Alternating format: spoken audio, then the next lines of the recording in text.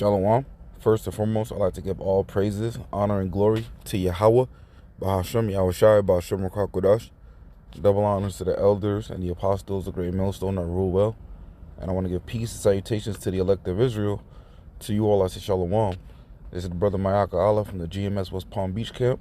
And Lord willing, this lesson is edifying to the flock of Yahweh, Bahashem, Yahushai. And this is going to be a quick one through the Spirit, Lord willing. But I was just meditating on random things. And one of the things I was meditating on was basically Babylon and its origin and the name. And the name of this place, man. Now when we go to, let me go real quick to the book of Sirach. Ecclesiasticus chapter 41 and verse 12. It says, "Have regard to thy name, for that shall continue with thee above 1,000 great treasures of gold." Right, even though this is really talking about your reputation, it's not talking about your literal name, but in a sense, your literal name is important too, man. Your literal name, when you go into things like nomen omens, right, which is Latin for basically name prediction or true to its name, right? When you see something with a name and then the name kind of resembles what's it used for or its reputation. Right, then it's like, okay, you were destined to be this way because of your name. So names are important, right? So we go into the word Columbia, which the United States is headed by, Washington, D.C. And Washington, D.C.,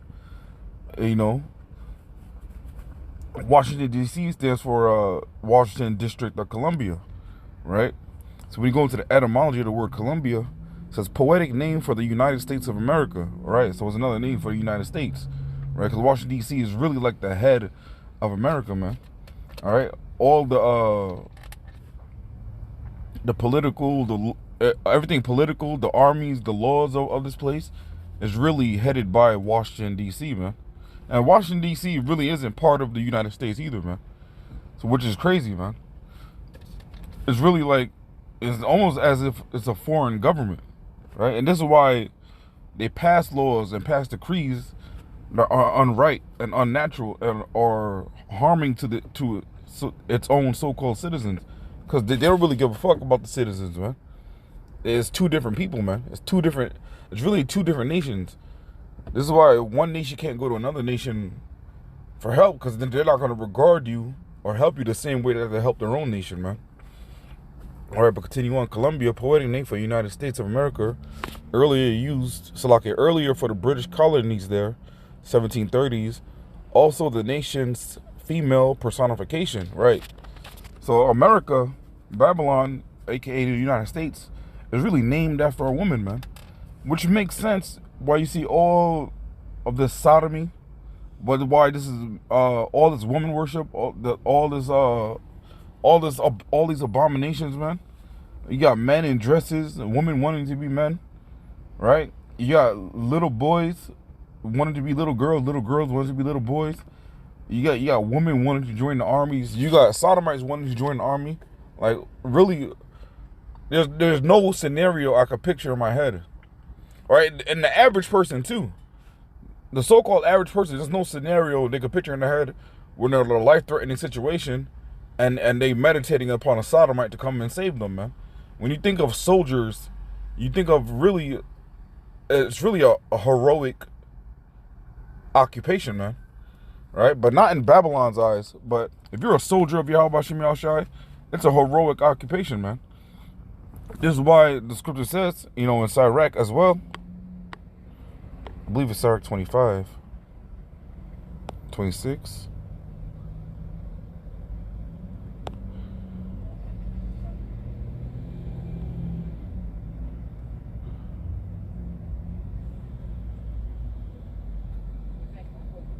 Salakia, let me put man of war of poverty, 26. Sirach 26 and 28. There be two things that grieve my heart, and the third maketh me angry. Of man of war that suffereth poverty, right? Because it's really, you being a soldier is a heroic occupation. So as a hero, as a hero, you see America's heroes, America's soldiers, on the highways and byways, begging for food, begging for change, man, begging for money so they can either, live their day-to-day lives, or a lot of them just to get drugs and alcohol, man. And these are the heroes of America, man. This is why this place is so backwards, man. It's really the source of this place is wicked, man. The root of this place is wicked, right? So all the fruit that it bears, all the branches thereof, is going to be wicked as well. Sirach 26-28, there be two things that grieve my heart, and the third maketh me angry. A man of war that suffereth poverty, a man of understanding that are not set by, and one that returneth from righteousness to sin. The Lord prepares such a one for the sword, right? Hey, so people that come into the truth and fall out, really, to be honest, if you were in the truth and you fell out, you were never in the truth. You're either following some bugged out doctrine, or the whole time you had one foot in the world. Your eyes were never fully set on Yahweh Shem Yahshai. Your eyes were never fully set in the kingdom. So this is why you were able to go back into the world, man. Because you never saw the kingdom in your mind's eye, man. This is why in this thing you got to be visionaries, man. Before prophets were called prophets, they were called seers, man. You have to be able to see, man. And really, faith does come by seeing. Scripture talks about faith comes by hearing. But once you hear something, you're supposed to imagine it in your mind's eye. And I did a lesson on it, how there's a huge portion of the people, a huge percentage of the population that can't imagine things or see things that they're thinking about. They just draw a blank. If you tell them, hey, imagine a purple apple in your hand, their mind won't be able to physically see the purple apple, man. Even though there's no purple apple in your hand, you should be able to at least imagine it. Well, there's a huge, I think it was like 20 to 40% of the people that can't see it. And this is why faith is buried in this place, man. Because people really can't see Yahweh Shem Yahshai. It's just, they can't see it. They can't believe it, man. They can't see the kingdom, man. These words jump off the page when we read them. When men of the Lord read them, this is why we're able to run when we hear it, man. And write the vision and make it plain. It's called a vision. You're supposed to be able to see it, man. All right, but let me go back to this Columbia nonsense. I'm going to go to Wikipedia and go to Columbia, the personification. Because America, or so I can remember, America was really named after a woman, man. Columbia personification. And this is really a depiction of Columbia. Personify Columbia in an American flag gown and a Phrygian cap, which signifies freedom and pursuit of liberty from World War I, patriotic poster.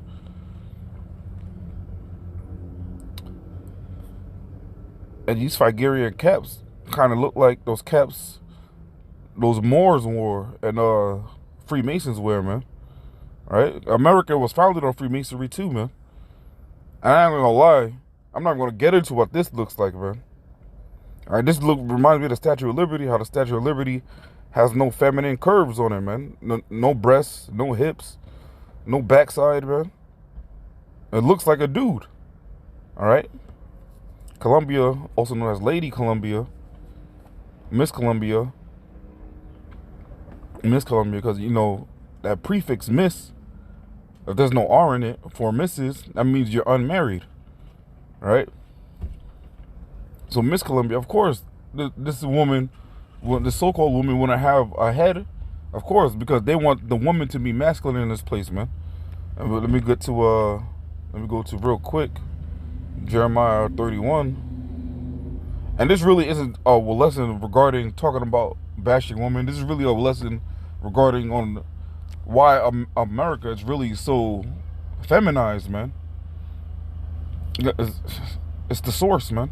Jeremiah 31:22. How long wilt thou go about, O thou backsliding daughter? For the Lord Yahweh hath created a new thing in the earth. A woman shall compass a man. Right? And now the woman is now the head of a man. Right? And especially in Babylon, the nuclear family has been destroyed. Which is ironic when you think about it. America has destroyed the nuclear family, and America's judgment is going to be destruction by nuclear missiles, man. You reap what you sow. It's also the historical, going back to Columbia, it's also the historical name applied to the Americas and to the New World. All right, and we'll come into the image of the beast, man, the New World Order, man. This is the image that they want, man. They want everything to be... They want everything to be everything. They don't want everything to be separate. and put in one place. They want everybody to speak the same language. They want everybody to use the same currency, which is going to be the MOTB. They want everybody to worship the same religion. Well, ultimately, the religion they want you to worship is the image of the beast, man. They want everybody to be not either man or woman. They want you to be both, man. They want this place transformed, man. The changing of kinds, man. The association has given rise to names of many American places, objects, institutions, and companies, including the District of Columbia. Right, this is which is really the head of Babylon, man. As far as fronts go, because really this place is really truly led by the elite banking families, man. Columbia, South Carolina, Columbia University, all these things are named after Columbia. It's the central element of the logo of Hollywood film studio Columbia Pictures, right? And then Hollywood, goes into the goes into witchcraft, man. Every Hollywood movie is backed and sponsored, not sponsored, but really has CIA messaging and programming in, man. As everything that comes out of Hollywood is propaganda. It's witchcraft to try to make the minds of the people act and believe in a certain type of way, man. This place is completely docile and effeminized, man. Even just if you sit back and just watch people, man. Just watch people. You can see how castrated they are, man. Especially the men. It's because women rule over them, man. They dare not speak out against the atrocities of women. They dare not speak out against the things that a woman are doing wrong. Even at their own detriment, man. Even at the cost of their children's lives too, man. These so-called men would rather, instead of correcting a woman, they would rather watch the woman destroy their children, man. And destroy their next generation.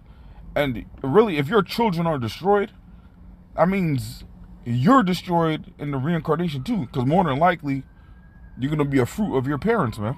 More than likely, you're going to act the same way. No, Salaki, you're going to act worse than your parents did. But the Wadi Al-Bashim Al-Shai, we don't have to worry about that. Because we're at the end, man. As the fire truck blazes, man. Salakia, my battery dying, so I really can't see. Salakia. Let me go to the book of Jeremiah, chapter 51. And you know what? I'm going to close out with this because I do not have my charger.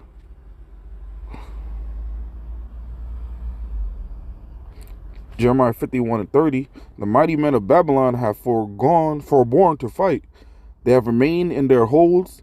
Their might have failed. They became as women.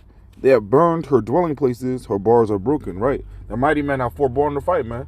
The mighty men have forgiven up the fight, man. The mighty men, so-called mighty men, have refused, are really defeated, right? And since the men aren't fighting, and now who's fighting? Who's leading the charge? Who's leading these armies into war? It's the women, man. Previously I said, I can't picture Kamala Harris in charge. Salakia, I said, phone got cut off, but previously I said I can't picture Kamala Harris being in charge when Yahweh Shai returns, but I take that all back, because the scriptures does refer to this place as a whore, as the mother of harlots, as Salakia. Let me just go to real quick, and also talks about discovering her skirt, man. I'm not saying it's talking about Kamala Harris, but it refers to America as a woman, man. So it wouldn't make sense that a woman is leading this place when the Lord returns. It doesn't mean that she's going to be on the battlefield fighting against Yahushua. Because really, at the end of the day, Esau's kingdom, the United States of America, Esau being the so-called white man, there are no Edomite warriors, man. There's no warrior. The Edomites can get bloody, Edomites can get violent, but there's no true warrior that anybody will fear. So, of course, they're going to, of course, really, they could be led by anybody. But Esau, Edom, you know what? I can't picture, I really don't, I still, speaking as a man, I don't picture, Salaki, I'm rambling. I don't picture, Kamala being elected or, getting the majority of votes, even though this shit's rigged, but I could picture her in charge when the Lord returns, man. Now, how she gets in charge, whether it be by Biden giving up the ghost or whatnot, man, we'll soon see, man. All right, this is the book of Nahum, chapter 3. Let me just go suicide mode. This is the book of Nahum, chapter 3, and verse 4. Because of the multitude of whoredoms of the well-favored harlot, the mistress of witchcraft. See, this is the feminine pronouns, man. So this is referred to, these scriptures refer to the United States, but speaking to you about the United States as if it were a female, man. And it just so happens that America is named after a woman, man. Columbia, man. And the suffix IA at the end of Columbia is the feminine suffix, man. I don't think I got that point. Let me go back to the etymology. Etymology of Columbia. 1730 is also the nation's female personification from the name of Christopher Columbus. Also see Columbia, with the Latin country ending in IA, because the IA makes it feminized, man. Let me go back to Nahum chapter 3 and verse 5. Behold, I am against thee, saith the Lord Yahweh of hosts, and I will discover thy skirts upon thy face, and show the nations thy nakedness, and the kingdoms thy shame. Right. Now it would be poetic if the Lord returned and Kamala Harris is leading the United States of America. And is the last leader of the United States of America before the Lord destroys this place. Right. It would be poetic, man. How the Lord referred to America as a woman and as being led by a woman, and also this place is named after a woman, and because of the place is named after a woman, is really the root. This been the agenda. This wicked ass society has been the agenda since day one, man. The so-called founding fathers knew this place is gonna be absolutely fucking wicked, man. This place is vexing beyond belief, man. No matter where you go in Babylon, man, especially when if you're in an area around Jake, man. When you're around Jake, they vex you the most because it's like, damn, why can't you just be right? Seeing the spirituality in things, watching things and seeing the spirituality of it, and taking the meat from the bones, it's tawab, but why can't, brothers and sisters just be right, man? Why do you have to say some spiritual shit while you're wearing dreads? Why do you have to say some spiritual shit while there's a blunt in your mouth? Why do you have to have a song and you'll have spiritual parts of the song, but you're rapping about adultery, man? Why can't you just be right, man? Why do you have to include wickedness in everything, man? Because this place is fucking wicked. And what does it say in, I'm gonna get this, I'm gonna close out because I'm at 2%. I'm really playing with fire. But not like 2/3, though.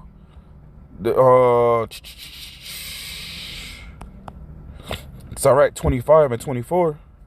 Of the woman came the beginning of sin, and through her we all die. Right? A woman became the beginning of sin, and you're gonna name a nation after it.